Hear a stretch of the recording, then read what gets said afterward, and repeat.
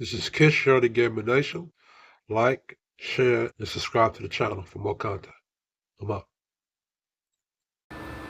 What's going on, people? Snapchat, Facebook, YouTube, uh, the world, basically, because of your social media. I'm a Kiss Share the Gaming Nation, or you know me as Kiss Share the Gaming Nation.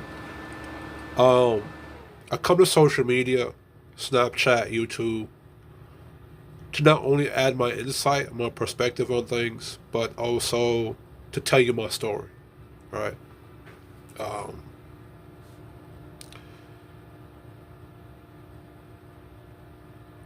I always knew what I wanted to be when I was younger. Um, I wanted to be a scientist because I used to watch National Geographics. I used to watch Discovery Channel, and I always thought it was cool watching people study animals and study the environment and figure out what was on the planet before humans were arrived. And then I got inspired to be a firefighter. How I got inspired to be a firefighter was because I watched, because of 9/11, to be honest with you. I forgot what grade it was in. It was September 11. I'm 33 years old. Um, but I just remember hearing how those firefighters walked into the building, into the Twin Towers, uh, and put their lives on the line to be heroes, or not knowing if they're gonna make it back out, but they did it anyway. I was always attracted to the hero lifestyle. I was always attracted to the men unafraid to walk into danger and save lives. Um,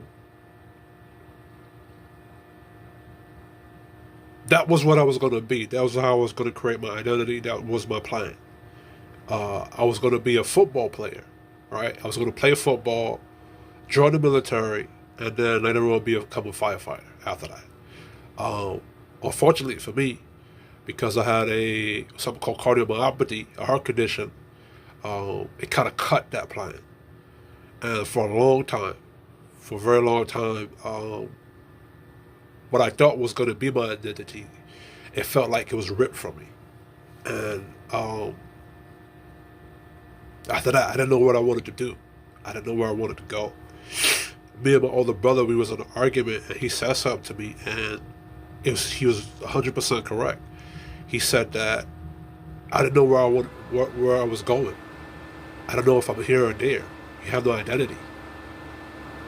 And he was right, because I didn't know. I was just trying anything. I was trying to be a personal trainer. I was trying to be a martial artist. You know, I tried a lot of stuff. Tried to compensate for what I lost. You see what I'm saying? Um, you know, and that shit is hard. It's very difficult because during that time, I've tried and attempted to pick myself up, but there are a lot of people around me in my ears telling me what I couldn't do, what I can't do, and basically kicking me down at the same time. You know, even though my oldest brother, we had our arguments, and even though I have an older sister, and we disagree right now, I can honestly say that those two were the only two people that were in my corner. That gave me the validation, that gave me the props for, because at one point I was 400 pounds. Damn it. And this is right around the time where I had the heart condition. And what's so funny is that I planned on losing 120 pounds before I joined the military, so I could have an easier time getting through boot camp, right? And I just got the heart problem. And even with that, everybody fought me with that. When I succeeded with it, because people doubted me, doubted that I would lose the weight, or they didn't want me to do it. Because what happened was that, sorry for the stuffy nose. I don't know, as soon as I begin to speak, I get stuffy nose. So excuse me for that, right? At the time, a lot of the doctors were saying I couldn't do this, I couldn't do that. But my mind and my mental said I could do it. And I believed in myself I could do it. Now, a lot of people around me, they were going to benefit from getting SSI and all that other stuff you get from the government, because when you have a heart condition, you can get disability from the government, which I didn't want, because that's not how I saw myself. That's not how I visioned myself. I never envisioned as a kid, as a child, that I would be disabled, to have a heart condition, or not being able to do the things that I wanted to do. And the problem is that when you have people in your corner that don't see your vision, they see something else for you, it'll be a conflict. They'll fight against you, unbeknownst to themselves. So I'm saying. So for me, up until now, it's like, yo, this has been a difficult thing. And now I'm in my 30s, I'm about to be 33 this year, and trying to pick up. I'm trying to get something in a trade skill or something. I'm currently employed at, not gonna say where I'm employed at, but it's a decent job, something that can help me float, help me get back on my feet, and I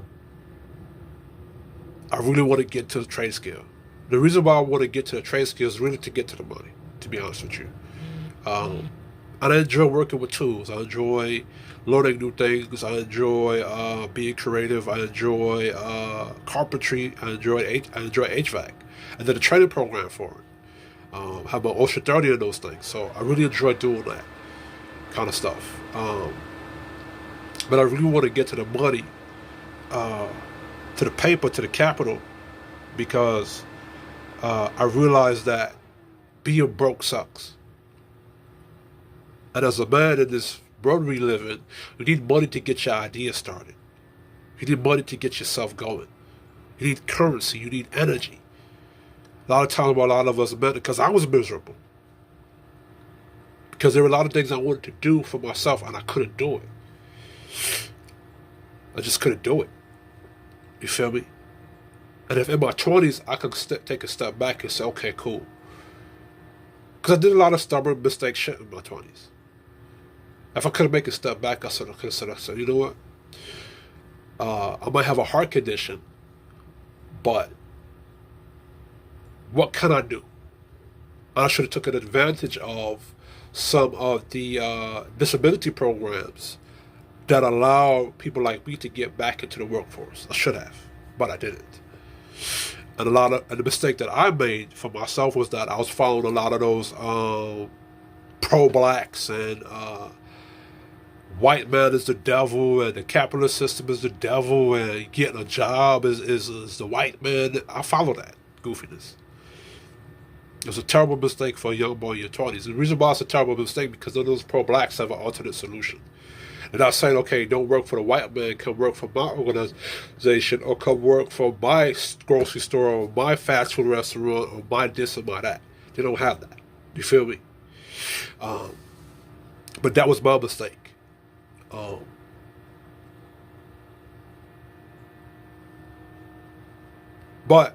now that I'm in my 33s, in my 33 years of living, I should say, I want to make my 30s the best that it can be.